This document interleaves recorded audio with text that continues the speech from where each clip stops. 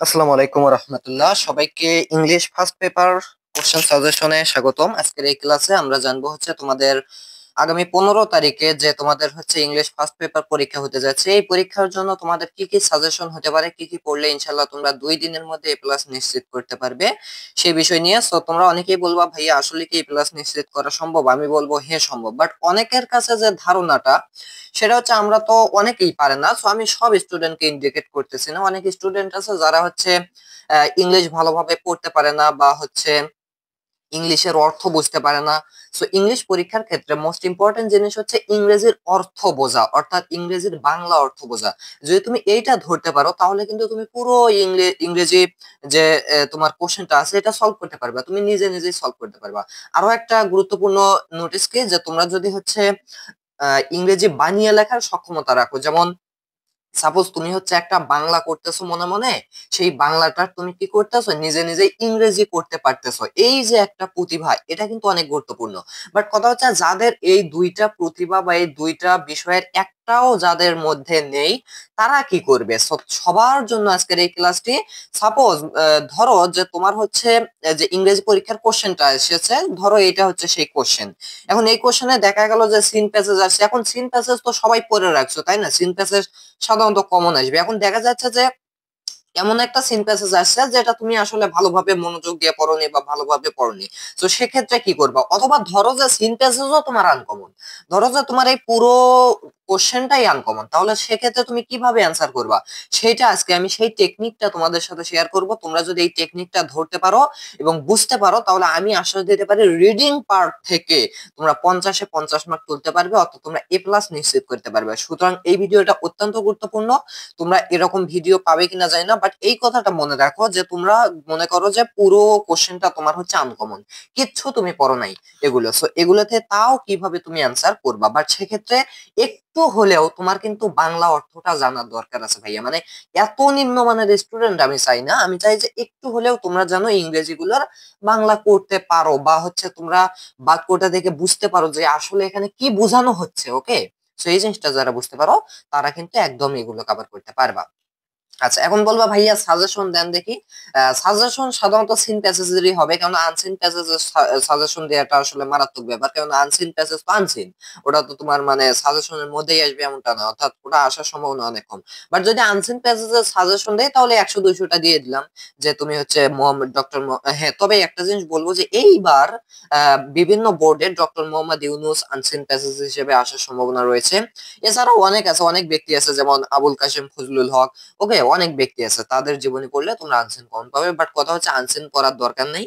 কেননা তোমরা যদি আজকের ক্লাসটা করো, তাহলে অন্যান্য কোনো আনসিন প্যাসেজ তোমাকে আলাদা করে পড়ার বা সেখান থেকে অ্যান্সার করার ট্রাই করার, এগুলো করার কোনো দরকার হবে না। ওকে, সো আজকের এই একটি ক্লাসে তুমি এই প্লাস নিশ্চিত করে নাও। ওকে, সো একটু তোমরা ধৈর্য ধরে ক্লাসটা শেষ পর্যন্ত দেখো।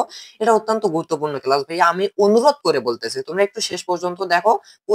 ইংরেজি পরীক্ষা দিয়ে আসার পর তোমরা একটু কমেন্ট করে জানিও প্লিজ যে কেমন এই ভিডিওটা তোমাদের সাহায্য করছে। ওকে, আচ্ছা। সো অনেকে বলবা ভাইয়া তাহলে সিনথেসিসেরই আমাদের সাজেশন দেন। সো সাজেশন বলতে কি, এখন আমি এখানে 5টা প্যাসেজ লিখছি বিভিন্ন বোর্ডে আসার জন্য গুরুত্বপূর্ণ এগুলো, এবং এগুলোই সাধারণত ঘুরে ফিরে আসে। বাট কথা এগুলোর মধ্যেও যদি না আসে, অথবা দেখা গেলো এগুলোর মধ্যেই আসলো, তুমি এগুলো ভালোভাবে পড়লে না, তো সেক্ষেত্রেও কিভাবে অ্যান্সার করবে সেটা আজকের ক্লাসে থাকছে। বাট আমি বলবো পরীক্ষার আগে অন্তত পক্ষে এই 5টা যে তোমরা গদ্য দেখতে পারতেছো, বা এগুলোকে কি বলা হয়, এই 5টা লেসন। তো যেমন কি 26শে মার্চ, মে ডে, হেরিটেজ, দা ইন্টারনেট টেকনোলজি, মাদার তেরেসা, এই 5টা একটু তোমরা তাও পরীক্ষার আগে হলে 5টাই একটু দেখে যাবা। ওকে, সো এই 5টার ভালো মতো বাংলা অর্থ শিখে নিবা, এবং এগুলো থেকে বিভিন্ন সিকিউ, সরি সিকিউ কেন বলতেছি, এগুলো থেকে তোমরা শর্ট কোশ্চেন যেগুলো রয়েছে এমসিকিউ, এগুলো তোমরা একটু সলভ করার ট্রাই করবা। তোমাদের তো গাইড বুক আশা করি আছে, সেখান থেকেও পাবা। বাট আজকের ক্লাসটা এতটা গুরুত্বপূর্ণ আমি বলে বোঝাতে পারবো না। আজকের এই ক্লাস করলে তুমি যাবতীয় যত ভাবেই তোমার এরকম গল্প আসুক, যে কোনো গল্পই আসুক, তুমি ইনশাল্লাহ কভার করতে পারবে। এখন কথা কিভাবে সেটা সম্ভব। তো সেটা সম্ভব এইভাবে, একটু খেয়াল করো। দেখো, আশা করি দেখা যাচ্ছে, আমি যদিও খুব ভালোভাবে এখানে তোমাদের ছোট ছোট লেখা, আমি তো এটা আবার আমার খাতায় এরকম করে লিখতে পারবো না, তাই না? আর যদি এটা আবার স্ক্রিন রেকর্ড করে ভিডিও দেই তাহলে তোমাদের বুঝতে অসুবিধা হবে। সো আমি একটু ক্যামেরা চেক করে নেই যে আসলে এটা দেখা যাচ্ছে কি না। হ্যাঁ, মোটামুটি ভাবে কিন্তু দেখা যাচ্ছে। ওকে, সো আমি এডিট করার পর আরো এটা অনেক সুন্দরভাবে স্পষ্টভাবে দেখা যাবে ইনশাল্লাহ। আচ্ছা, আমি তাহলে কালারটা অত্যন্ত ছোট নিতে হবে যাতে বোঝা যায়। ওকে, সে একটু খেয়াল করো। দেখো, মনে করো তোমাদের হচ্ছে read the passage then answer the following question. আচ্ছা, প্রথম কথা হচ্ছে কি 50 মার্ক থাকবে হচ্ছে তোমাদের পার্ট এ রিডিং এ। তোমাদের দুইটা পার্ট, একটা হচ্ছে পার্ট এ, একটা হচ্ছে পার্ট বি। পার্ট এ তে থাকবে রিডিং টেস্ট, অর্থাৎ এগুলো হচ্ছে তোমাদের রিডিং টেস্ট। ওকে, সো অর্থাৎ পড়ে পড়ে উত্তর করতে হবে। এখানে তোমাদের 50 মার্ক থাকবে, আর হচ্ছে রাইটিং পার্টে 50 মার্ক থাকবে। বাট একটি কথা হচ্ছে, তোমরা রাইটিং পার্টের বিষয়টা ওইটা হচ্ছে আমার আরেকটি ভিডিওতে আসবে, এক ভিডিওতে কভার করা সম্ভব হবে না। সো রাইটিং পার্টটা তোমরা একটু কষ্ট করে দেখে নিবা, আর একটা ভিডিওতে আসছে, সেটা তোমরা দেখে নিবা। তো এই ভিডিওতে আমরা রিডিং পার্টটাই দেখে নিব কিভাবে তোমরা অজানা জিনিসগুলোর অ্যান্সার করবা। একটু খেয়াল করো, সাপোজ এই যে প্যাসেজটা আসছে প্রথমে সিন প্যাসেজে, যে বলছে কি রিড দা প্যাসেজ, তোমরা প্রশ্ন সহ করবে যে প্রশ্নে কি বলা হয়েছে। Read the passage then answer the question 1 and 2, অর্থাৎ এই প্যাসেজটা পড়ার পর 1 আর 2 নম্বর কোশ্চেনের অ্যান্সার করতে হবে। আচ্ছা, প্রথম কথা হচ্ছে প্যাসেজটা কি। দেখো, অনেকে বলবো ভাইয়া আমার তো এই 26শে মার্চ আমি পড়ে গেছি, এটাই আসছে, তাহলে আমি কি পরীক্ষার হলে গিয়ে এইটা আবার পড়বো, পড়ে কি আবার এগুলো অ্যান্সার করব? আমি বলবো না, তুমি যদি এইটা পড়ে যাও, ভালোভাবে বোঝা থাকে, তাহলে পরীক্ষার হলে গিয়ে সময় নষ্ট করার অযথা দরকার নেই, এটা পড়ার দরকার নেই। বাট বলবা ভাইয়া আমার তো এটা পড়ছি কিন্তু আমার হচ্ছে বেশি একটা মনে নাই, তো সেই ক্ষেত্রে তুমি কি করবা, এটা একটু পড়বা, পুরোটা পড়বা। অনেকে বলবা এতে কি সময় নষ্ট হবে না, না এতে তোমার কোনো সময় নষ্ট হবে না। তাহলে যারা কি করছো, মানে পড়ছো অথবা পড়ো নাই, বাট একটু মানে কম করে পড়ছো বা কমন আনকমনের মতো, সো তাদের জন্য আমি বুঝাচ্ছি যেহেতু, আর এটা সবার জন্য, যারা পড়ছো অপড়ছো সবার জন্য এটা হতে পারে। একটু খেয়াল করো। সো দেখো, যারা মনে করো যে তুমি পড়ো নাই, এক কথায় ধরে নাও এটা তোমার আনসিন। এখন তুমি কি করবা, দেখো তুমি তো, আমি কিন্তু বলছি যে এই ভিডিওটা হচ্ছে যারা ইংরেজির অর্থ ভালোভাবে বোঝে না, আবার বাংলা থেকে কিভাবে ইংলিশ করতে হয় তারাও এটাও বোঝে না। সো সেই ক্ষেত্রে একটু খেয়াল করো তুমি এটা কিভাবে পড়বা। দেখো, তোমার বাংলা করার দরকার নেই, তুমি এমনিতেই পুরো গল্পটা পড়বা। আশা করি তোমাদের গল্প বা ইংরেজি পড়ার ক্ষেত্রে কোনো সমস্যা নেই। তুমি একটু স্পিডে পড়বা। The 26 March, our Independence Day, the biggest state festival. The day is celebrated every year in the country with great enthusiasm and fervor. Okay, so it is a national holiday. All offices, educational institutions, shops, তোমার বাংলা করার দরকার নেই, তুমি এইভাবে পড়ে যাওয়া। Shops and factories remain closed on national place floral, closed on this day. অর্থাৎ তুমি কিন্তু অন্ততপক্ষে এই লাইনটার অর্থ বুঝতে পারতেছো যে এই দিনে কি হয়, all office, educational institution, shop, factory এগুলো কি হয়, ক্লোজ হয়, বন্ধ হয়। কারণ 26শে মার্চ এটা কি জাতীয় ছুটি দিবস, তাই না? সো এটা সারা বিশ্বেই পালিত হয়। সো এই দিনে কি থাকে, বন্ধ থাকে। সো এই এই যে বাংলাটা, এটা কিন্তু তোমরা বাক্যটা পড়ার পর নিজে নিজেই বুঝতে পারবা। সো এইভাবে তুমি কি করবা, পুরোটা একটু এই পর্যন্ত অর্থাৎ ইন দা কান্ট্রি পর্যন্ত পড়ে নিবা, বা পুরোটা পড়তে তোমার 5 মিনিট সর্বোচ্চ সময় লাগতে পারে। আচ্ছা, পড়ার পর তোমার কাজ কি, দেখো এটা, দেখো এখানে যে কোনো একটা তোমার হচ্ছে কি গল্প আসতে পারে, তুমি সেই গল্পটাই পড়বা। দেখো, এখন তুমি কি করবা, 1 নং প্রশ্নে চলে আসবে। 1 নং প্রশ্নে কি বলছে, choose the correct answer from the following alternative, অর্থাৎ নিচের প্রশ্নগুলোর উত্তর দাও, বিভিন্ন অল্টারনেটিভ থাকবে একটা প্রশ্নে। সো সেগুলো থেকে সঠিক উত্তরটা তোমাকে বাছাই করতে হবে, কারেক্ট অ্যান্সার। সো একটু খেয়াল করো, যেটাকে আমরা এমসিকিউ বলি, তোমরা সবাই জানো। দেখো, এটা কিন্তু গল্প থেকেই থাকবে, বাট কথা হচ্ছে একটু তোমার এই ক্ষেত্রে 2-3টা প্রশ্নের ক্ষেত্রে বাংলার মিনিং জানতে হবে। ওকে, একটু খেয়াল করো, এটা একটু হার্ড আসছে, এই প্রশ্নগুলো একটু হার্ড আসছে, এটা কোন বোর্ডের আমি জানি না। সো এটা একটু হার্ড আসছে, তুমি হচ্ছে হার্ড হচ্ছে তোমার প্রশ্নে হার্ডও আসতে পারে, সহজ আসতে পারে। যাই হোক, আমি তোমাদেরকে শিখাচ্ছি কিভাবে করবা। দেখো, প্রথমেই তোমাদের কি থাকবে, এমসিকিউ। সো এ নম্বরে বলা হয়েছে যে what is the closest meaning for homage, অর্থাৎ এই হোমেজ শব্দটার ক্লোজেস্ট মিনিং মানে কাছাকাছি অর্থ বিশিষ্ট শব্দ কোনটা। ওকে, সো দেখো তুমি এটা পড়বা। এখন হোমেজ, এই হোমেজটা এর মানেটা কি, তোমাকে তো বুঝতে হবে যে এর মানে কি। এর কাছাকাছি শব্দ তো আমি বের করবো, বাট এর মানেটা কি সেটা আগে বুঝতে হবে না। সো হোমেজের মানে কি, এইটার মানে বোঝার জন্য তোমাকে গল্পে চলে যেতে হবে, গল্পে দেখতে হবে কোথায় হোমেজ শব্দটা ব্যবহার করা হয়েছে। আমরা যদি একটু দেখি, এই যে এইখানে কিন্তু হোমেজ শব্দটা ব্যবহার করা হয়েছে, এখানে কি লেখা আছে, এই পুরো বাক্যটা এখন তোমাকে পড়তে হবে। সো দেখো, এই পুরো বাক্যটা এখান থেকে শুরু করছে, then other leaders, political parties, diplomats, social and cultural organisations, educational institutions and freedom fighters, অর্থাৎ যারা মুক্তিযোদ্ধা, ফ্রিডম ফাইটার্স অর্থাৎ যারা এখনো বেঁচে আছে, যেসব মুক্তিযোদ্ধা তারা কি করে, পে পে মানে হচ্ছে দেয়, কি দেয়? হোমেজ টু দা মার্টার্স, অর্থাৎ মার্টার মানে শহীদ, শহীদদের প্রতি দেয়। এখন কথা হচ্ছে তোমার কাছে আমার প্রশ্ন, যে যারা হচ্ছে এই কালচারাল অর্গানাইজেশন, এডুকেশনাল ইনস্টিটিউশন, তারপরে আরো যারা আছে, তারা এই শহীদদের প্রতি কি দেয়? আমরা কিন্তু জানি তারা কি শহীদদের প্রতি খারাপ কিছু বলে আসে, বা শহীদদের প্রতি কি খারাপ কোনো দোয়া করে আসে? না, অবশ্যই তারা কিন্তু শহীদদের প্রতি কি দেয়? শ্রদ্ধা দেয়। ইট মিনস হোমেজ মানে বলতে বোঝাচ্ছে শ্রদ্ধা, এইরকম কিছু বোঝাচ্ছে। ব্যাপারটা কি বুঝতে পারছো? তাহলে এই পুরো বাক্যটা পড়ার পরেই কিন্তু তুমি হোমেজ শব্দটার অর্থটা তুমি মনে মনে ফিল করতে পারবা। এখন এখানে বলা হয়েছে যে এই হোমেজ শব্দের যে তোমার ক্লোজেস্ট মিনিং কোনটা। এখন তুমি একটু খেয়াল করবা, এই ক্ষেত্রে তোমার হচ্ছে অর্থ জানাটা জরুরি। এই দুই তিনটা প্রশ্নের ক্ষেত্রে এইরকম হয়, অর্থ জানাটা জরুরি। তুমি যদি দেখো যে রিফারেন্স, তাহলে কি রিভারেন্স? এখন রিভারেন্স মানে কি? মনে রাখবা যে রিভারেন্স মানে হচ্ছে শ্রদ্ধা, তাহলে হোমেজ মানেও শ্রদ্ধা, রিভারেন্স মানেও শ্রদ্ধা, অতএব অ্যান্সার হবে এইটা। কিন্তু কথা হচ্ছে এগুলো কি হাউস? দেখো, হোমেজের সাথে হাউসের কোনো সম্পর্ক নেই, শ্রদ্ধার সাথে কি ঘরের কোনো সম্পর্ক আছে? অর্থাৎ এখানে কি সবাই শহীদদেরকে ঘর দেয়? কেউ ঘর দেবে না, শ্রদ্ধা দেয়। তো হাউসের কোনো সম্পর্ক, ইট মিনস এটা হয় না। মডেস্টি, সো মডেস্টি মানে হচ্ছে অনুনয়, বিনয়, এইরকম। সো বিনয় এটাও কিন্তু ক্লোজেস্ট মিনিং, বাট একেবারে ক্লোজেস্ট নয়। এটাও শ্রদ্ধা, শ্রদ্ধা একেবারে ক্লোজেস্ট, বাট মডেস্টি মানে হচ্ছে বিনয়। হ্যাঁ, এটাও হয়, কিন্তু হচ্ছে এটা ক্লোজেস্ট হয় না। এরপরে কি? আর্নেস্টেস, আর্নেস্টনেস, অর্থাৎ হচ্ছে এটা বলতেও বোঝায় হচ্ছে বিনয় বা আন্তরিকতা। ওকে, আর্নেস্টেস, আর্নেস্টনেস। ওকে, আর্নেস্টনেস এর অর্থ হচ্ছে তোমার হচ্ছে কি আন্তরিকতা। সো আন্তরিকতা, বিনয় একই কথা, বাট কথা হচ্ছে রিফারেন্সটা একেবারে ক্লোজেস্ট। সো এইভাবে তোমাকে একটু বুঝতে হবে বা বাংলাটা জানতে হবে, দুই তিনটা প্রশ্নের ক্ষেত্রে, সব প্রশ্নের ক্ষেত্রে নাই। এই টাইমে আবার তুমি বেরিয়ে যাও না যে এগুলো তো অত্যন্ত কঠিন। দেখো, তুমি দেখতে থাকো, দেখতে থাকো, পরবর্তী কোশ্চেন গুলো আরো ইজি হবে ইনশাল্লাহ, অর্থাৎ আরো ইজি ভাবে তোমাদেরকে শেখানো হবে কিভাবে অ্যান্সার করবা। দেখো, বিয়ে কি বলা হয়েছে? Which of the following has the closest meaning of the word enthusiasm, অর্থাৎ এই যে নিচের কোনটি ক্লোজেস্ট মিনিং, অর্থাৎ কোন শব্দের ক্লোজেস্ট মিনিং? ইনথুথিয়াজম। এই ইনথুথিয়াজমের ক্লোজেস্ট মিনিং। এখন কথা হচ্ছে ইনথুথিয়াজম মানে কি, তোমাকে এটা দেখতে হবে। এখন তাহলে তুমি ইনথুথিয়াজম এইটা তুমি কোথায় যাবা? গল্পে যাবা, যে কোথায় ব্যবহার করা হয়েছে, এই যে এইখানে ব্যবহার করা হয়েছে। তাহলে এই পুরো লাইনটা পড়বা যে দ্য ডে সেলিব্রেটেড, অর্থাৎ এই দিনটি কি করে সেলিব্রেট করা হয়? এভরি ইয়ার, প্রতি বছর, ইন দ্য কান্ট্রি মানে হচ্ছে প্রতিটি কি দেশে, উইথ গ্রেট ইনথুথিয়াজম, অর্থাৎ অত্যন্ত ইনথুথিয়াজমের সহিত।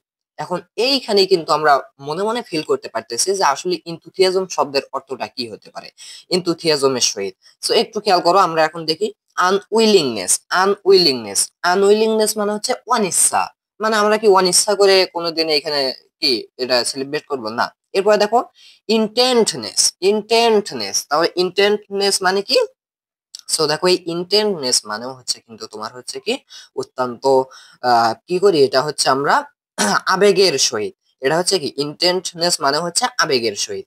তাহলে এই আমরা কিন্তু যে 26শে মার্চ এটা সেলিব্রেট করি কি এটা হচ্ছে তোমার ইন্টেন্টনেস এর সহিত, বা হচ্ছে আগ্রহের সহিত, বা হচ্ছে কি আন্তরিকতার সহিত, বা বেদনাপূর্ণ ভাবে, যেটাকে এক কথায় বলতে পারো। সো এটা কিন্তু ঠিক আছে, কারণ 26শে মার্চ এটা কিন্তু আনন্দদায়ক নয়, বা এটা ফুর্তি করার দিন নয়, আমরা বেদনার সাথে এটা কিন্তু পালন করি। ডেডিকেশন, ডেডিকেশন মানে কি? যে একটা গন্তব্যের জন্য, সো এটা হতে পারে না। এরপরে কি এন্টারটেইনমেন্ট, অর্থাৎ আনন্দের জন্য, না এটাও হতে পারে না, আনন্দের জন্য না, এটা হচ্ছে আমরা কি করি আবেগের সহিত আমরা এটা হচ্ছে পালন করি। আচ্ছা, এইভাবে তোমাকে দিতে হবে। সো এই দুইটা জিনিস একটু কঠিন হলেও এর পরবর্তী গুলো দেখো এটা সহজ আছে। দেখো, ধরো তুমি বাংলা অর্থ জানো না এখন। Who place floral wreath first at the national museum at Savar, অর্থাৎ কে? সো হু। সো এখন তুমি কি করবা, এই লাইনটা এখানে কোথায় আছে সেটা দেখবা। এই যে ন্যাশনাল মিউজিয়াম এট সাভার, তাহলে এখানে হু মানে কি? কে বোঝাচ্ছে। তাহলে একটু খেয়াল করে, এই যে early in the morning the president and the prime minister, the কি the president and the prime minister on behalf of the national place floral wreaths and at the national museum at Savar, অর্থাৎ এখানে উত্তর হবে president and the prime minister. তাহলে এখানে দেখতে হবে কোনটা আছে, এই যে দেখো the president and the prime minister, এটা হবে অ্যান্সার। তো এইভাবে তোমাকে গল্পে দেখতে হবে এই লাইনটা কোথায় আছে। এবার দেখো ডিতে বলা হয়েছে why do the people of our country take part in various displace, অর্থাৎ কেন আমাদের দেশের জনগণ কি করে বিভিন্ন ভেরিয়াস ডিসপ্লেতে অংশগ্রহণ করে। সো দেখো এইটা কিন্তু তোমাকে বুঝাতে হবে যে তুমি যদি এখানে একটু খেয়াল করো যে আমরা সাধারণত এই 26শে মার্চে কি করি, দেখো টু পে হোমেজ, অর্থাৎ আমরা কিন্তু মূলত হচ্ছে হোমেজ দেওয়ার জন্য, মার্টার্সদেরকে কি হোমেজ দেওয়ার জন্য পালন করি। তাহলে এটাও হবে এটার অ্যান্সার, অর্থাৎ কেন আমরা বিভিন্ন এই ডিসপ্লেতে অংশগ্রহণ করি, to pay homage to the martyrs. Okay, so এটা গল্প করলে তুমি এটা পারবা। এবার দেখো all major public buildings are dash with colourful lights, অর্থাৎ তুমি যদি এই লাইনটা খেয়াল করো এটা কোথায় আছে, তুমি কিন্তু এইখানে দেখতে পাচ্ছ যে এই যে কালারফুল লাইট। তো এটা তুমি কি করবা, পুরো লাইনটা একটু পড়বা যে কি আছে, in the evening all major public buildings are illuminated with colourful lights. It means এখানে ইলুমিনেটেড বসবে, বাট দেখো তো এখানে কি ইলুমিনেটেড আছে, কোথাও নাই। তোমাকে তাহলে বুঝতে হবে ইলুমিনেটেড এর সমার্থক শব্দ কি। দেখো ইলুমিনেটেড মানে হচ্ছে আলোকিত হওয়া, সো আলোকিত হওয়া বা শাইন। সো এখন তাহলে কি আলোকিতর ইংলিশ এই যে ব্রাইটনেট, এটা হবে। আর ডার্কেন মানে হচ্ছে অন্ধকার, বিল্ড মানে হচ্ছে কি স্থাপনা, সো শ্যাডেড মানে হচ্ছে তোমার প্রায় অন্ধকার, আচ্ছন্ন। সো বাট এটা হবে কি ব্রাইটনেট। ওকে, আচ্ছা এরপর একটু খেয়াল করো তো, 26শে March is observed in dash, a normal way, a simple way, a befitting manner, a common way. একটা নর্মাল সাধারণ ওয়ের মাধ্যমে এটা হয় না, এ সিম্পল ওয়ে, সিম্পল মানে সাধারণ, সাধারণ এটা হয় না।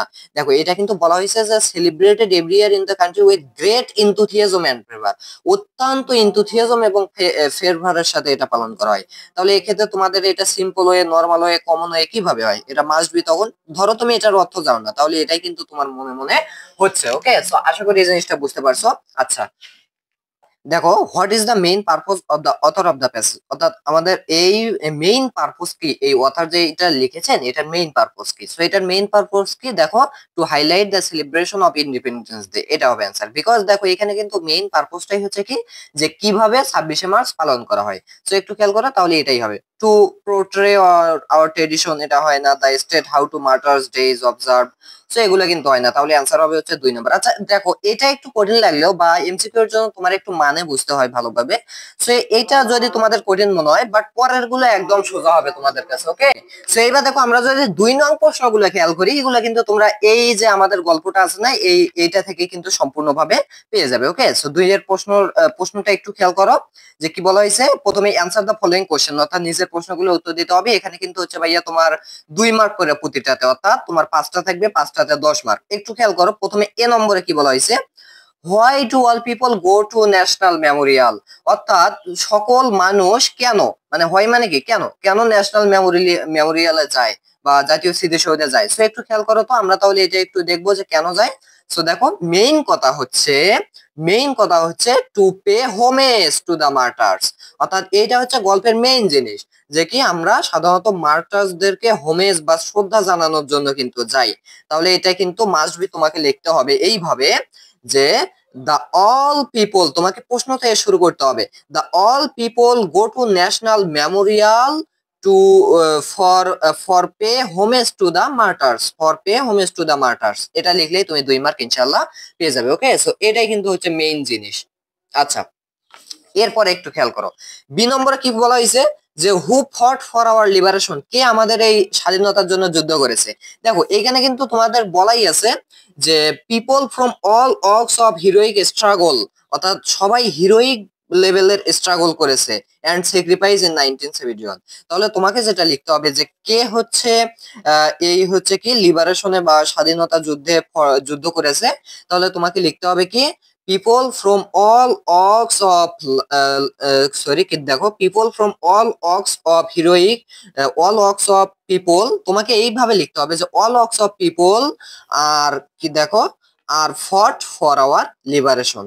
তাহলে এটা দ্বারা বুঝেছে সে সকল ধরনের মানুষ আমাদের লিবারেশনের জন্য যুদ্ধ করেছে। এটা লিখলেও কিন্তু তুমি হচ্ছে কি পাবা তুমি হচ্ছে এটা লিখলেও 2 মার্ক পেয়ে যাবে। তাহলে দেখো তোমাকে যেটা লিখতে হবে যে people from all works of people, বা তোমাকে লিখতে হবে all works of people are fought for our liberation. আচ্ছা এরপর দেখো সি নম্বরে বলা হয়েছে how is the independence day observe, অর্থাৎ ইন্ডিপেন্ডেন্স ডে কেমন করে অবজার্ভ করা হয়। সো একটু খেয়াল করো, তুমি কিন্তু পুরো লাইনটা এখান থেকে লিখে দিবা যে দা ডে, অর্থাৎ তুমি এখান থেকে লিখবা the independence day is observe, celebrated এর জায়গায় তুমি এই প্রশ্নের অবজার্ভ লিখে দিবে, observe every year in the country with great enthusiasm and fervour, এটা লিখলেই তুমি 2 মার্ক পেয়ে যাবে। অর্থাৎ তুমি কিন্তু এইটা মানে এই গল্প থেকেই তুমি এটার অ্যান্সারটা করে ফেলবে। আচ্ছা সি গেল। এরপরে দেখো ডি তে কি বলা হয়েছে, who pay homage to the martyred freedom fighters, অর্থাৎ কে এই হোমেজটা প্রদান করেছিল। একটু খেয়াল করো তো, এই যে দেখো পে হোমেজ কে, একটু খেয়াল করো এই যে এখান থেকে শুরু, দা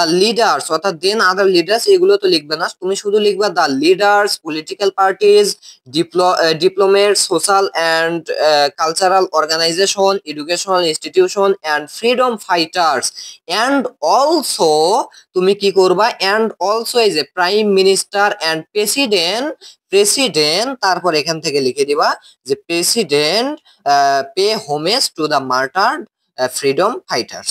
ওকে, সো এটা লিখে দিলেই কিন্তু তোমার এখানেও 2 মার্ক পেয়ে যাবে। ওকে, সো এরপরে একটু খেয়াল করো, অর্থাৎ এগুলো তোমাকে গল্প থেকে লিখতে হবে। What does the country witness at the national parade ground this day, অর্থাৎ তোমাকে এখন প্রশ্নে চলে যেতে হবে যে এই লাইনটা কোথায় আছে। ধরো তুমি এটার অর্থ বুঝতেছো না, তাহলে তুমি এটা চলে যাবে হচ্ছে প্রশ্নে, কি বলা হয়েছে এখানে, country witness at the national parade. So একটু খেয়াল করো, এই যে এখানে দেয়া আছে দ্য কান্ট্রি অলসো ওয়াইডনেস, তুমি লিখবা the country witness a spectacular parade of defence force, border guards, police, Ansar and VDP at the national parade ground near the national parliament. এ পর্যন্ত লিখলেই কিন্তু তোমার টোটাল 2 মার্ক হয়ে যাবে। অর্থাৎ দেখো, what does the country witness at national parade ground this day, তুমি এইটা থেকে লিখবা যে the country witness a spectacular parade of defence force, border guard, police, Ansar and the VDP at the national parade ground near the national parliament. Okay, so এইটা লিখলেই কিন্তু তুমি হচ্ছে এখানে 2 মার্ক পেয়ে যাবা। ওকে ভাইয়া, সো এইভাবে লিখলে কি পাবা, 2 মার্ক পেয়ে যাবা, 10 মার্ক পেয়ে যাবে। অর্থাৎ এই কয়টা তুমি গল্প থেকেই লিখতে পারবা। আচ্ছা এরপরে দেখো 3 নম্বর, এটা তো ফুললি তোমার আনকমন থাকতে পারে, আবার যদি তোমার এটা পড়া, সরি এটা তো হচ্ছে মানে সিন প্যাসেজ, তাই না? সো এই সিন প্যাসেজ হচ্ছে কিন্তু তোমার পড়াই থাকে, আর যদি পড়া না থাকে তাও কিভাবে অ্যান্সার করবা সেটা একটু খেয়াল করো। দেখো এইখানে হচ্ছে তোমাদের একটু শব্দের যে সব বাংলা শব্দের, কিছু বাংলা শব্দের ইংরেজি জানতে হবে। সো তুমি কি করবা, ধরো তোমার এটা বেশি একটা পড়া নাই, তুমি পুরোটা একটু পড়ে নিবা, আমি পড়তেছি না। এখানে হচ্ছে তোমাদের যে সিন প্যাসেজটা আছে না, the internet technology has help, so এই সিন প্যাসেজটা একটু ভালোভাবে পড়ে নিবা। পড়ে নেওয়ার পর তুমি কি করবা, এইখানে একটু খেয়াল করো, দেখো এখানে কিন্তু শূন্যস্থান পূর্ণ পূর্ণ করতে হবে। এখানে কি বলছে, read the following text and fill each gap with a suitable word, অর্থাৎ একটা নির্দিষ্ট ওয়ার্ড দিয়ে তুমি প্রতিটি গ্যাপ পূরণ করতে হবে সামঞ্জস্যপূর্ণ ওয়ার্ড, যেটা এই বাক্যের সাথে যায়। ওকে, সো একটু খেয়াল করো, the social networking services are expanding so fast because dash are cheap. So এখানে একটু খেয়াল করো, আমরা এই লাইনটা কোথায় পাচ্ছি, দেখো the social network services are expanding so fast, অর্থাৎ সোশ্যাল নেটওয়ার্ক সার্ভিস গুলো কি হচ্ছে, এক্সপ্যান্ডিং মানে প্রসারিত হচ্ছে, সো ফাস্ট অত্যন্ত দ্রুতভাবে প্রসারিত হচ্ছে। কেন? সো দেখো এই যে দেখো ড্যাশ আর সিপ, এখন এইখানে সিপ শব্দের অর্থটা একটু তোমাদের জানতে হবে। সিপ মানে হচ্ছে সস্তা, সস্তা। ওকে, এখন এই সস্তা কথাটা আমরা এখন কোথায় পাই, এই যে কস্ট ফ্রি, এখানে কিন্তু বলা হয়েছে কস্ট ফ্রি মানে টাকাবিহীন, মানে খুব স্বল্প টাকায়, বা হচ্ছে কস্ট ফ্রি এটা। সো দেখো তাহলে এখানে কি হবে, যে services are expanding so fast because dash are cheap, অর্থাৎ সার্ভিস গুলো কি হচ্ছে আমাদের প্রসারিত হচ্ছে ড্যাশ আর চিপ, অর্থাৎ সস্তার জন্য। তো এখানে কি বসাইতে হবে, ফার্স্ট বিকজ ড্যাশ সস্তা, বিকজ এগুলো সস্তা, তুমি এখানে কি বসাবা, বিকজ এগুলো। এখন এই এগুলোর ইংরেজি তোমাকে বসাইতে হবে। দেখো the social networking service are expanding so fast, অর্থাৎ সোশ্যাল নেটওয়ার্ক সার্ভিস গুলো কি অত্যন্ত দ্রুত প্রসারিত হচ্ছে সস্তার জন্য। অর্থাৎ এইখানে কি বসাতে হবে, যে অত্যন্ত দ্রুত প্রসারিত হচ্ছে কারণ ড্যাশ সস্তা, কারণ এগুলো সস্তা, কারণ ড্যাশ সস্তা, কারণ এগুলো সস্তা। এগুলোর ইংরেজি হচ্ছে দিস, দিস, বা তুমি লিখতে পারো দে, বিকজ দে আর চিপ, কারণ তারা সস্তা। আচ্ছা তাহলে এখানে তুমি ইচ্ছা মতো তোমার যে কোনো, অর্থাৎ সামঞ্জস্যপূর্ণ এমন একটা ওয়ার্ড লিখলেই হয়ে যাবে। Facebook is one of the most popular social network dash, one of the most popular social network. একটু খেয়াল করো তো, এখানে কিন্তু আমরা জানি যে পপুলার সোশ্যাল মিডিয়া সাইট, এখানে দেখো যে কি কোথায় আছে, Facebook is the most popular social media site, তাহলে সোশ্যাল নেটওয়ার্ক সাইট, এখানে কি বসবে, সাইট। তাহলে তাহলে কিন্তু 2 নম্বরটা হয়ে যাবে। এরপরে দেখো there are also other network services, অর্থাৎ এছাড়াও অনেক নেটওয়ার্ক সার্ভিসেস আছে। এখন এখানে কি বসাতে হবে, এখানে কিন্তু তুমি বসাবে হচ্ছে যেমন, যেমন, কারণ কি দেখো যে অনেক এছাড়াও অনেক নেটওয়ার্ক সার্ভিসেস আছে, যেমন Google plus, Twitter, LinkedIn etcetera. তাহলে যেমনের ইংলিশ কি? যেমনের ইংলিশ হচ্ছে লাইক, অর্থাৎ এখানে তুমি বসাবে লাইক, অর্থাৎ network services like Google plus, Twitter, LinkedIn etcetera. Okay, এইভাবে বসালে কিন্তু পেয়ে যাবে। Social network services are based on dash, are based on অর্থাৎ কিসের উপর ভিত্তি করে গড়ে ওঠে? তুমি যদি এইখানে একটু খেয়াল করো যে দেখো, social network services web based and hence provided ways for the users to interact through the internet, অর্থাৎ ইন্টারনেটের মধ্য দিয়ে, অর্থাৎ এটার ভিত্তি হচ্ছে ইন্টারনেট। তাহলে তুমি এখানে কি লিখবা? যে services are based on internet. Okay, ওইখান থেকে কিন্তু ওইখানে জাস্ট থ্রো দা ইন্টারনেট আছে, তোমাকে এখানে লিখতে হবে যে বেসড অন ইন্টারনেট, ওই একই কথা। Users communicate with other through the internet. So এখানেও কিন্তু এই যে ইন্টারনেট শব্দটা আছে পরের বাক্যে। আচ্ছা, this service dash made the world very small. আচ্ছা, এটা বলতে বোঝাচ্ছে যে এই সার্ভিস মেড, তুমি এখানে এমন একটা শব্দ বসাতে হবে। এখন আমি এটার অর্থটা খেয়াল করো যে কি, এই সার্ভিসটি মেড মানে কি তৈরি করতেছে দ্য ওয়ার্ল্ড, এই বিশ্বকে ভেরি স্মল অর্থাৎ অত্যন্ত ছোট, গ্রামের মতো তৈরি করতেছে। কথা হচ্ছে এখানে কি বসবা? এইখানে কিন্তু তোমার আলাদা কোনো শব্দ বসবে না, বাট তুমি একটু খেয়াল করো, এটা কিন্তু হচ্ছে টেন্সের একটা ব্যাপার আছে। এটা কিন্তু হচ্ছে তোমার প্রেজেন্ট পারফেক্ট টেন্সের ক্ষেত্রে এখানে হচ্ছে তোমাকে হ্যাভ হ্যাজ আনতে হবে, তাহলে তুমি এখানে হ্যাভ আনবা। ওকে, তাহলে একটু খেয়াল করো, this service have made the world, এখানে তুমি আলাদা কোনো শব্দ বসালে এটার অর্থ ঠিক থাকবে না। এখানে তোমার হচ্ছে এই হ্যাভ হ্যাজ বসালেই কিন্তু ঠিক হয়ে যায়। তাহলে this service have made the world very small and the people now feel that they are now a part of single global village। আচ্ছা, এইভাবে তুমি কি করবা? তিনের অ্যান্সার করবা। এরপরে দেখো আনসিন প্যাসেজের ক্ষেত্রে দেখো চালাকি। আনসিন প্যাসেজ থেকে যে তোমাদের হচ্ছে ইনফরমেশন ট্রান্সফারটা আসবে, এটা হচ্ছে অত্যন্ত সহজ জিনিস ভাইয়া। ওকে, আনসিন প্যাসেজ থেকে সাধারণত কি আসে? ইনফরমেশন ট্রান্সফার আসে। আচ্ছা, একটু খেয়াল করতো আনসিন প্যাসেজটা কি আছে, যে Abul Kashem Fazlul Huq was born in 1872 at Saturia in Barisal. তুমি কি করবা? পুরোটা একটু পড়ে নিবা। He received his primary education in a village maktab, then he entered Barisal Zilla school, he pass the entrance. এই যে এন্ট্রান্স মানে হচ্ছে এসএসসি পরীক্ষা, examination standing first in Dhaka division. After that he went to Kolkata for higher education. At the age of 21 he passed the BSc exam, obtaining honors in chemistry, physics and math from the Presidency College Kolkata. He took his MSc degree in math in 1895. So এইভাবে তুমি কি করবে? এখান থেকে পুরো গল্পটা এই পর্যন্ত আছে, এই যে এই পর্যন্ত আছে। মুসলিম দেখো, Congress and the Muslim League in Lucknow. In 1918 he became the general secretary of the Indian National Congress and the president of the All India Muslim League. So এই পর্যন্ত তুমি এটা পড়ে নিবা। পড়ে নেওয়ার পর এখন দেখো এখানে বলা হয়েছে যে complete the table below the information from the above passage, অর্থাৎ এই উপরে যে প্যাসেজটা তুমি পড়লে এই প্যাসেজ থেকে কি করতে হবে? এখানে হচ্ছে তোমাদের শূন্য স্থানগুলো পূরণ করতে হবে। বাট মনে রাখবে এগুলোকে যেটাকে বলা হয় ইনফরমেশন ট্রান্সফার। একটু খেয়াল করো যে এখানে কি করতে হবে। দেখো দেয়া আছে কি আবুল কাশেম ফজলুল হক, তার এইখানে দেয়া আছে। এখন দেখো হিজ মেইন কন্ট্রিবিউশন, তার মূল contribution, founded the all India Muslim League and became the dash of it. এখন তুমি কি করবা? এই লাইনটা কোথায় আছে সেটা খুঁজবা। এখন দেখো এই গল্পের মধ্যে এই লাইনটা আছে হচ্ছে এইখানে। দেখো, in 1918 he became the general secretary of the Indian national Congress and the president of all Indian Muslim League. এই যে all Indian Muslim League and became the dash of it, এইখানে হচ্ছে তোমার গল্পের বাক্যে কি দেয়া আছে যে কি the president of all Indian Muslim League, আর তোমাকে এখানে লিখতে হবে all India Muslim League and became the president of it. এখানে তোমাদের হবে হচ্ছে প্রেসিডেন্ট, অর্থাৎ তিনি কি হন? প্রেসিডেন্ট নির্বাচিত হন। ওকে, তো এখানে কি বসাতে হবে? প্রেসিডেন্ট অফ ইট, অর্থাৎ অল ইন্ডিয়া মুসলিম লীগে তিনি প্রেসিডেন্ট। আচ্ছা, এর পরবর্তীতে দেখো his honours subject chemistry, physics and math. আচ্ছা ঠিক আছে, এবার দেখো তোমাদের মেইন বিষয় হচ্ছে এখানে হচ্ছে হু, হু মানে হচ্ছে কি কে। তাহলে এখানে হচ্ছে কোনো ব্যক্তির নাম বসবে, এইখানে যদি কোনো ফাঁকা স্থান থাকে তোমাকে ব্যক্তির নাম বসাতে হবে। ইভেন্ট, ইভেন্ট মানে হচ্ছে তুমি ধরো কার্যক্রম, অর্থাৎ ওই ব্যক্তির কি কি কার্যক্রম, যদি এখানে ফাঁকা থাকে ওই ব্যক্তির কার্যক্রমটা লিখতে হবে কি অনুযায়ী? ডেট বা ইয়ার অনুযায়ী, তার এই যে কত সালে বা কোন তারিখে তিনি এই কার্যক্রমটা করেন সেই ডেট অনুযায়ী। সো এখানে যদি কোনো ফাঁকা থাকে তাহলে তেনার কার্যক্রমটা দেয়া থাকবে। সো তিনি কার্যক্রমটা কত সালে করেন সেটা এখানে বসাতে হবে। সাবজেক্ট মানে হচ্ছে কেমিস্ট্রি, মানে সরি সাবজেক্ট মানে হচ্ছে তার বিষয়বস্তু কি সেইটা ফাঁকা থাকলে এখানে লিখতে হবে। প্লেস মানে হচ্ছে স্থান, তিনি কোন স্থান, অর্থাৎ এখানে তোমার স্থানের নাম লিখতে হবে। আর হচ্ছে কি তোমার এখানে হচ্ছে তিনি কি কি অর্জন করেন সেগুলো এখানে লিখতে হবে। আচ্ছা একটু খেয়াল করো, প্রথমেই দেয়া আছে হু মানে হচ্ছে এখানে একজন ব্যক্তির নাম থাকবে, আবুল কাশেম ফজলুল হক। ইভেন্ট হচ্ছে ওয়াজ বর্ন অর্থাৎ তিনি জন্মগ্রহণ করেন।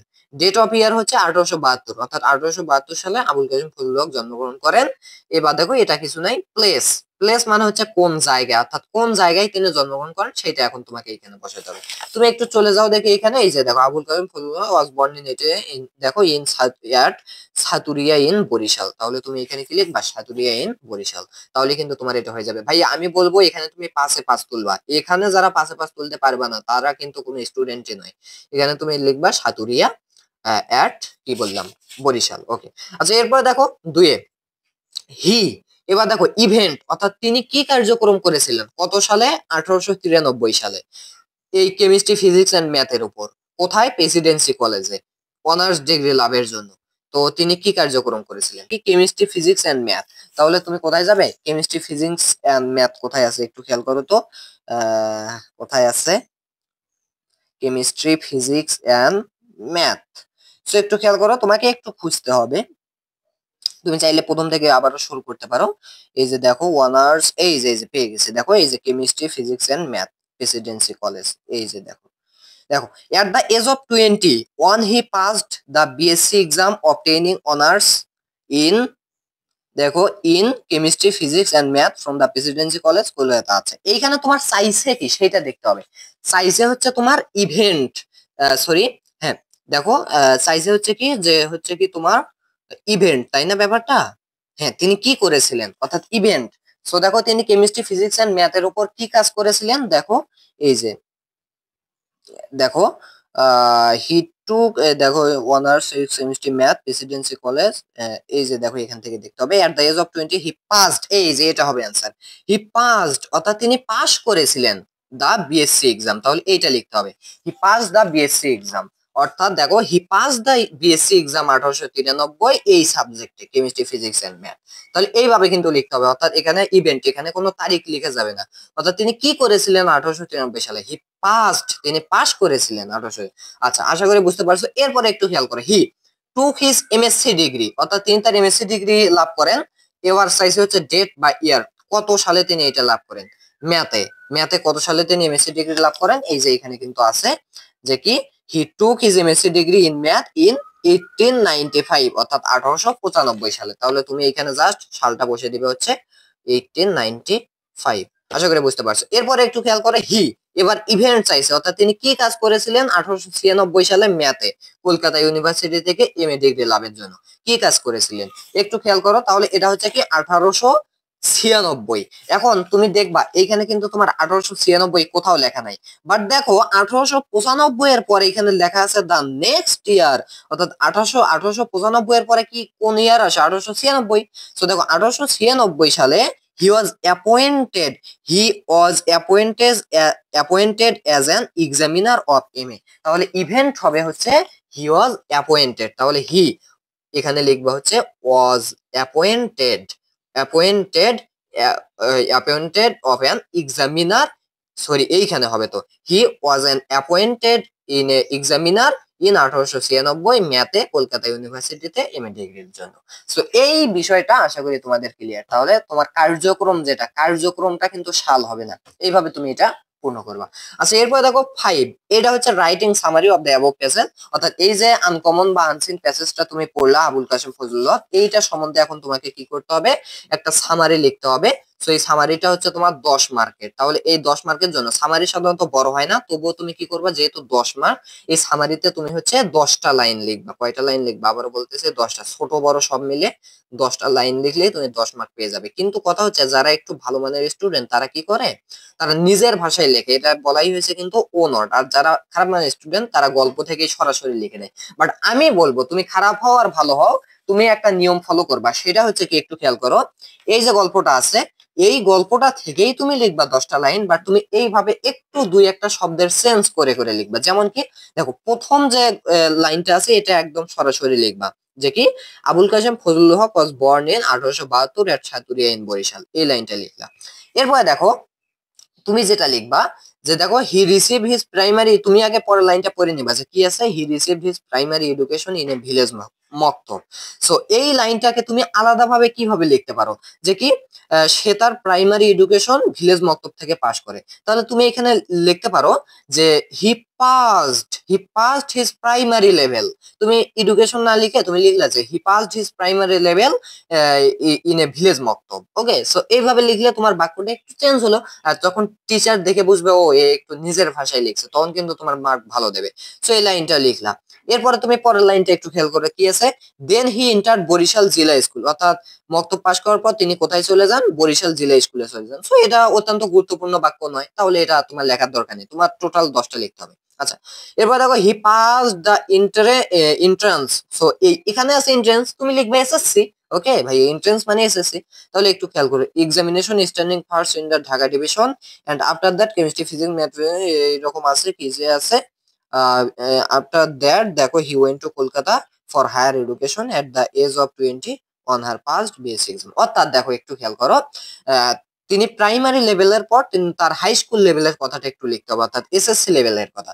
তাহলে তুমি লিখবা যে he obtained standing first in the Dhaka division in SSC exam. Okay, এইভাবে লিখলে অর্থাৎ এই বাক্যটাই তুমি একটু আলাদাভাবে লিখবা। এখানে আছে he pass the entrance examination standing first in the Dhaka division, তুমি লিখবে এইভাবে যে হি অবটেইনড, অর্থাৎ সে বা হি গেইনড, তুমি এইভাবে লিখবে যে হি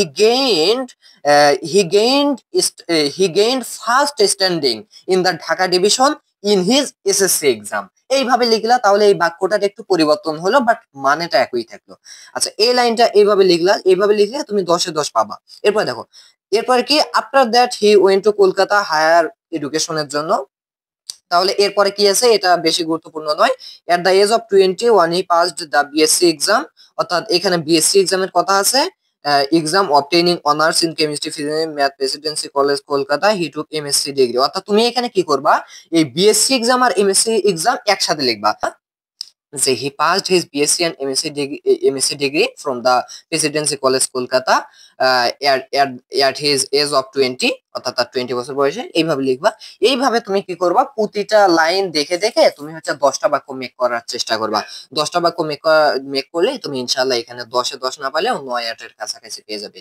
আচ্ছা, এরপরে দেখো 5-6 বলা হয়েছে কি যে কলাম ম্যাচিং। এখানে হচ্ছে কলামে কলাম বি কলাম সি থাকে, 3টা কলাম ম্যাচিং করতে হয়। এখন এইটা তুমি কিভাবে করবে, অনেকের কাছে এটা নাকি অনেক কঠিন, বাট কথা হচ্ছে এইটা তোমার করার নিয়ম হচ্ছে কি, আমি কি করতাম, আমি করতাম হচ্ছে কি এইরকম 3-4টা কলাম ম্যাচিং করতাম, করলেই তুমি বুঝতে পারবে, অর্থাৎ তোমার কোন বাক্যের সাথে কোন বাক্য যায় সেটা দেখতে হবে।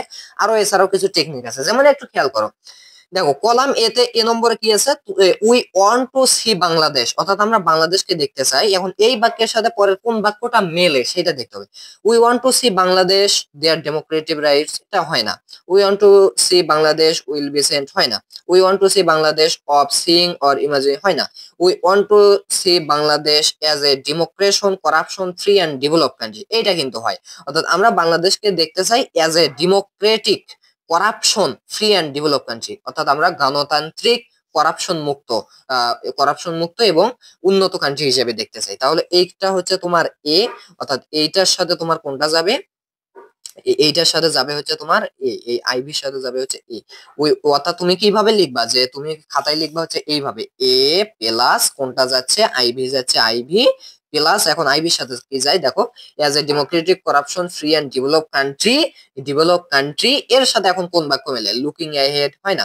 Developed country as well as their constitutional right, হয় না। সো দেখো developed country to the museum, এখানে আবার জাদুঘর কোথা থেকে আসবে, হয় না। Developed country as it their fundamental right, হয় না। Developed country in the world in 2041, অর্থাৎ 2041 সালের মধ্যে আমরা বাংলাদেশকে দেখতে চাই একটা ডেমোক্রেটিক করাপশন মুক্ত ডেভেলপ কান্ট্রি হিসেবে দেখতে চাই। তাহলে এইখানে হচ্ছে কিন্তু তোমার কি হবে, আইভির সাথে এটা মিলে যাবে, অর্থাৎ এইখানে হবে। ওকে, সো এখন দেখো তুমি কি করবা, দাগ দিবা। তাহলে তোমার এইটা যদি একটা মেলে তাহলে কিন্তু পরের গুলো আরো সহজ হয়ে যাবে, কারণ তোমার অপশন কমে যাচ্ছে। এইটা এটা এটা এই 3টা তো গেল, আর তো এই 3টা অপশন আর কোনোদিন ব্যবহার হবে না। এবার কি করবা, দ্বিতীয় লাইনটা করবা। সো এই ক্ষেত্রে তোমার আমার যে অনুরোধটা থাকবে, তোমরা 2-3টা এরকম কলাম মেশিং করো, ইনশাল্লাহ পেয়ে যাবে। সো দেখো উই হ্যাভ এ ভিশন, বা আমাদের একটা ইচ্ছা আছে বলতে পারো যে উই হ্যাভ এ ভিশন। এরপরে কি আসতে পারে, ভীষণ their democratic. So we have এর তার সাথে দেয়ার আবার এটা আসার সম্ভাবনা নাই। We have a vision will be seen, হয় না। We have a vision of seeing or imagining, এটা কিন্তু হয় ভাইয়া। সো এটা কিন্তু হয়, অর্থাৎ আমাদের একটা ভিশন আছে অফ সিইং, দেখার, আমাদের একটা দেখার ভিশন আছে, আর ইমাজিনিং বা আমাদের একটা কল্পনার বিষয় আছে, অর অর লুকিং অ্যাহেড অথবা সামনের দিকে এগোনোর একটা কি আছে, বিষয় আছে, এটাই কিন্তু হবে। ওকে, সো একটু খেয়াল করো, অর্থাৎ সামনের দিকে দেখা, এরপরে কি আমাদের হচ্ছে কল্পনা করা, আমাদের এইটা ইচ্ছা আছে, বাংলাদেশকে সামনের দিকে দেখার ইচ্ছা আছে। আচ্ছা, এটা দেখো, এটা মিললো, তাহলে তোমার হচ্ছে এই দুইটা যেহেতু মিললো, পরের গুলো আরো সহজ হবে। Education will be, education will be their democratic rights, হয় না? অর্থাৎ এডুকেশন উইল বি, তার সাথে আবার দেয়ার কোথা থেকে এসেছিল? এডুকেশন উইল বি, আবার উইল বি সেন্ট, এটাও হয় না। এডুকেশন উইল বি, এটা তো হবেই না, এটা তো হবেই না, তার মানে এটা নিশ্চিত ভাবে হচ্ছে education will be free for all, free for all. Okay, এইখানে আসবে সি, ফ্রি ফর অল, এরপরে এখন কোনটা যাবে? Free for all as well as their, এটা হয় না। Free for all to the museum, এটাও হয় না। অ্যাজ দেয়ার ফান্ডামেন্টাল রাইট, এটা কিন্তু হতেই হবে, যেহেতু এটা এটা তো হয়েই গেছে, তাহলে এটা হবে। Okay, as well as their fundamental right. এরপরে দেখো ডি নম্বরে কি, every citizen of Bangladesh will exercise, every citizen of Bangladesh will exercise their democratic rights. এরপরে কি, উইল বি সেন্ট, এটা হবে না, এটা হয় না। তারপর হচ্ছে, তাছাড়া এটাই হবে। ওকে, তাহলে every citizen of Bangladesh will be exercise their democratic rights, democratic rights, democratic rights to the museum, হবে না এটা। As well as their constitutional rights, অর্থাৎ এটা কিন্তু নিশ্চিতভাবে হয়ে যাবে। আর পরেরটা তো বলে দিতে হবে না, এর সাথে মাস্ট বি যাবে হচ্ছে তোমার কোনটা, যে এই 2 নম্বরটা, এবং 2 নম্বরের সাথে মাস্ট বি তোমার যাবে হচ্ছে 3 নম্বরটা, কারণ আর তো অপশনই বাকি নেই। তো এইভাবে তুমি লিখবা, আর হচ্ছে তুমি কিন্তু এইভাবে লিখবে, এ প্লাস আইভি প্লাস হচ্ছে কি, দেখো এ প্লাস হচ্ছে আইভি প্লাস হচ্ছে কি তোমার ভি। সো এটা লিখলেই তুমি হচ্ছে টোটাল 1 মার্ক পেয়ে যাবা। ওকে, সরি 1 মার্ক না, এখানে হচ্ছে তোমার আর হ্যাঁ 1 মার্ক, 1 মার্ক, 5 আছে তো, 5টাতে 5 মার্ক, 1 মার্ক পেয়ে যাবা। আচ্ছা, এরপরে একটু খেয়াল করো, 7 নম্বরে যেটা থাকে সেটা হচ্ছে রিঅ্যারেঞ্জিং। এইখানে হচ্ছে তোমাদের কি করতে হবে, একটা গল্প মিলাইতে হবে। এইটার একটা টেকনিক আছে বা বোঝার বিষয় আছে, এটা অনেকের কাছে কঠিন মনে হয়। এখানে 8টা বাক্যের জন্য 8 মার্ক পাবে, একটু খেয়াল করো। সো দেখো, তোমাদের এই যে রিঅ্যারেঞ্জটা আছে না, এই রিঅ্যারেঞ্জটা কিন্তু তোমাদের ভালোভাবে বোঝার বা কিছু কৌশল আছে। ওকে, সো অনেকেই এই রিঅ্যারেঞ্জ পারে না, সো তাদের জন্য অত্যন্ত গুরুত্বপূর্ণ। আশা করি এইটুকু দেখলে তোমাদের অনেক বড় একটা উপকার হবে, সারা জীবনের জন্য উপকার হবে। দেখো, এখানে রিয়ারেন্স হচ্ছে সাধারণত একটা গল্প, তাই না? এখানে একজন ব্যক্তি সম্বন্ধে গল্প থাকতে পারে, বা যে কোনো কিছু সম্বন্ধে একটা গল্প থাকতে পারে। সো এরকম ব্যক্তি সম্বন্ধে গল্প বা যে কোনো কিছু সম্বন্ধে গল্প থাকলে এই রিয়ারেন্সটা কিভাবে সাজাবা সেটা একটু তোমাদেরকে বলে দেই। যে দেখো, প্রথমেই আমরা দেখবো যে প্রথম লাইন কোনটা হয়। একটু খেয়াল করো, প্রথম লাইনে সাধারণত কি থাকে, যে একজন ব্যক্তি হলে তার নাম থাকবে, অথবা তার জন্ম সাল থাকবে, এটাই কিন্তু থাকে। তো একটু খেয়াল করো, প্রথমে এ নম্বরে দেখতেছি বার্থ। আচ্ছা, বার্থ দিয়ে কি কোনো প্রথম গল্পর প্রথম কিছু কি বার্থ দিয়ে শুরু হয়? হয় না। আচ্ছা, বি নম্বরে দেখো দিস গ্রেট পোয়েট, এখনো আমরা পোয়েটের নামই জানি না, এইখানে আগেই বলা হচ্ছে this great poet, it means B number হতে পারে না। সি নম্বর বলা হয়েছে ফাইনালি। আচ্ছা, ফাইনালি কথাই কি প্রথমেই কি কেউ ফাইনালি লেখে? না, এটাও হতে পারে না। আচ্ছা, ডি নম্বর দেখো John Keats was born on October 31, 1795। Okay, so এটা কিন্তু একদম কারেক্ট ভাবে আমাদের মিলে গেছে। কারণ কি, একটু খেয়াল করো, যে প্রথমেই একজন ব্যক্তি থাকবে যার জন্ম তারিখ এবং কি দেয়া থাকবে, এই কিছু দেয়া থাকবে। তো 1795 সালে জন কিটস জন্মগ্রহণ করেছিলেন। ভালো কথা, এটা গেল আমাদের এ। এখন বি নম্বর তাহলে কি হবে, একটু খেয়াল করো। আমরা যদি এইভাবে দেখি যে হচ্ছে, আবারও আমরা প্রথম থেকে শুরু করব, দেখি কোনটা বি নম্বর হয়। আচ্ছা, জন কিট এত সালে জন্মগ্রহণ করেন। মনে রাখবা যে একটা প্রথম যদি কোনো কারো গল্প হয়, তাহলে তার প্রথম যে জন্ম তারিখ এটা থাকবে, এবং তিনি তার জন্মস্থান থাকবে। আর দ্বিতীয় লাইনে সাধারণত কোনো তারিখ বা হচ্ছে এইরকম সাল থাকে না দ্বিতীয় লাইনে। সো এই ক্ষেত্রে আমরা তাহলে লক্ষ্য করব সালবিহীন একটা বাক্য। একটু খেয়াল করো, বাট হিজ হার্ট। আচ্ছা, জন্ম তারিখের পরে কি এটা দেয়া থাকবে, বাট হিজ হার্ট? এটা বনে না। এরপর দেখো this great poet met a premature death on February 23, 1821। এখন এইখানে আবার এই কবির কি দিয়ে আছে, ডেথ বা মৃত্যু তারিখ দেয়া আছে। এখন মৃত্যু তারিখ কি দ্বিতীয় লাইনে দেয়া থাকে? এটা দেয়া থাকে সব শেষের লাইনে। ইট মিনস আমরা কিন্তু এই জিনিসটা ক্লিয়ার যে এটা হবে সবার শেষের লাইনে। তাহলে সবার শেষের লাইন কি, এইচ, তাই না? যেহেতু 8টা, ABCDEFGH, তাহলে এইটাকে আমরা ধরবো হচ্ছে এইচ। যেহেতু মৃত্যু তার মানে শেষ। আচ্ছা আমরা এখন বি নম্বরটা খুঁজতেছি। এখন যেটা যেটা মিলে মানে শেষের বাক্যটা মিললে এটা তখন আর আমাদেরকে বারবার পড়তে হচ্ছে না। দেখো তাহলে এটা হচ্ছে কি John Keats was born on October এত, এবং তার পরবর্তীতে কি হতে পারে ফাইনালি, এটা এরপরেই ফাইনালি কথা আসতে পারে না। হি লস্ট হিজ ফাদার এই যে 1804, আবারও সালের কথা আছে, এটা আসতে পারে না, আমি বলছি সালবিহীন একটা খুঁজতে হবে। দেন হচ্ছে একটু খেয়াল করো, his finest poem like ode to a nightingale এইরকম আছে, এটাও 1820 এইরকম কিছু একটা আছে। তো এটাও যেহেতু সাল সহ এটাও আমরা ধরবো না। আচ্ছা এরপরে কি in 1811 Keats became an apprentice to a surgeon at Edmonton, তো এটাও কিন্তু হতে পারে না, আবারও এখানে সাল। ইট মিনস এইচ নম্বরটা হবে he was the eldest son of his parents, অর্থাৎ এটা হবে হচ্ছে আমাদের বি নম্বর। তাহলে একটু খেয়াল করো, এ নম্বর হচ্ছে John Keats was born on এত, এবং he was the eldest son of his parent, অর্থাৎ তার পিতামাতা তিনি সর্বকনিষ্ঠ সন্তান ছিলেন। এর পরবর্তীতে আমরা কিন্তু সালটাল এসব আনতে পারি, কিন্তু একটা জিনিস দেখো, ধারাবাহিকতা দেখো, এই জিনিসটাই মানে এই টেকনিকটা মনে রাখবা, যে যদি কোনো গল্পে দেখো তার জন্ম হচ্ছে 1795, ইট মিনস এর পরবর্তী যে বাক্যগুলো আসবে সেগুলোতে 1795 এর পরে যে সালটা আছে সেইটা আসবে। ওকে ভাইয়া, একটু খেয়াল করো 1795 এর পরে সাল কত আছে একটু খেয়াল করো তো। 1820 আছে, 1820 আছে, 1810 আছে, 1804 আছে। ওকে, তার মানে আমরা কিন্তু এই জিনিসটা দেখতে পাচ্তেছি যে 1795 এর পরের যে সাল এইখানে সর্বনিম্ন সেটা হচ্ছে 1804। ইট মিনস এই যে আমাদের এইটার পর আমাদের এই সালটা চলে আসবে।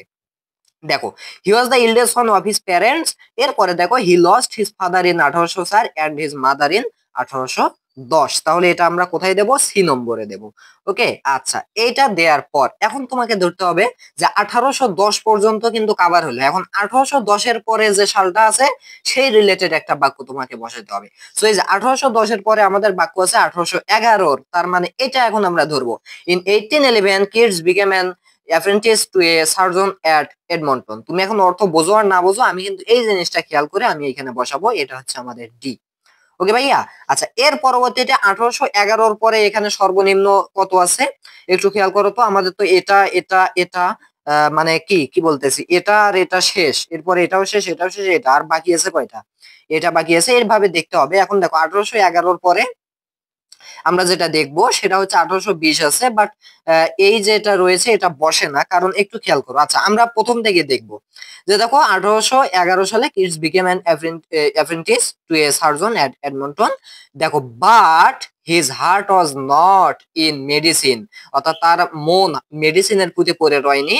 হি felt that he was born to be a poet, অর্থাৎ তিনি অনুভব করেন যে তিনি আসলে পোয়েট হবেন বা কবি হবেন। ওকে, সো এটা কিন্তু হতে পারেন, যেহেতু দেখো 1811 সালে তিনি একজন সার্জন হিসেবে নিয়োগ প্রাপ্ত হন, বাট তিনি কি করেন, তার সেই মেডিসিনের প্রতি ইয়া না থাকে না, তিনি একজন পোয়েট হতে চান, তাহলে এর পরবর্তী লাইন এটা আসবে ডি। এরপরে আসবে হচ্ছে এইটাকে আমরা ধরবো হচ্ছে ই, ডি ই। আচ্ছা এর পরবর্তীতে একটু খেয়াল করো, এর পরবর্তীতে কোনটা আসে। আচ্ছা এটা হওয়ার পরে এখন আমরা সাল দেখো।